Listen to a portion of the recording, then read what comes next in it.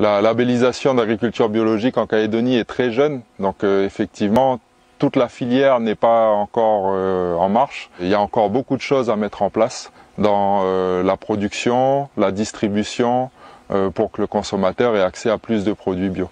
Et c'est sur toute la filière qu'il y a du travail.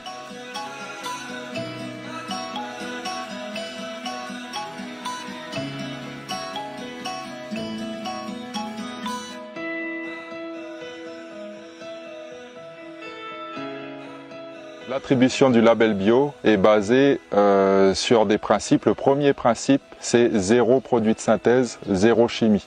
On n'a aucun produit de synthèse qui est autorisé en agriculture biologique. Et ensuite, c'est l'utilisation de mécanismes naturels pour aider à la production. Donc en fait, on va favoriser des mécanismes qui existent dans la nature au sein de nos exploitations, comme avoir des abris pour des insectes auxiliaires qui vont nous permettre de lutter contre certains ravageurs, ou des rotations de cultures qui nous permettent d'éviter certains problèmes.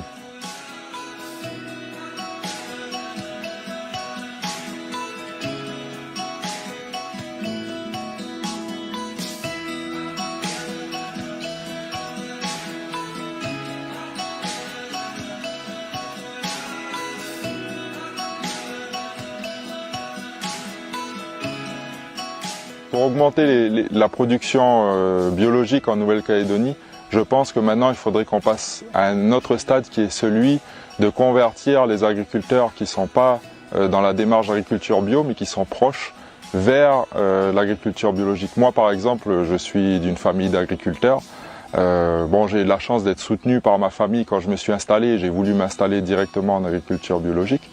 Mais je pense que la transition est tout à fait faisable et il faut rassurer les producteurs qui sont proches de l'agriculture biologique mais qui n'osent pas franchir le pas pour qu'ils viennent à ce mode de production-là pour répondre à la demande des consommateurs mais aussi pour permettre à l'agriculteur de travailler dans un sens qui corresponde à des valeurs et qui aussi garantissent la pérennité de son outil de travail. Parce que l'agriculture biologique, c'est maintenir la fertilité de ses sols, c'est se conserver la santé, c'est donc une agriculture d'avenir.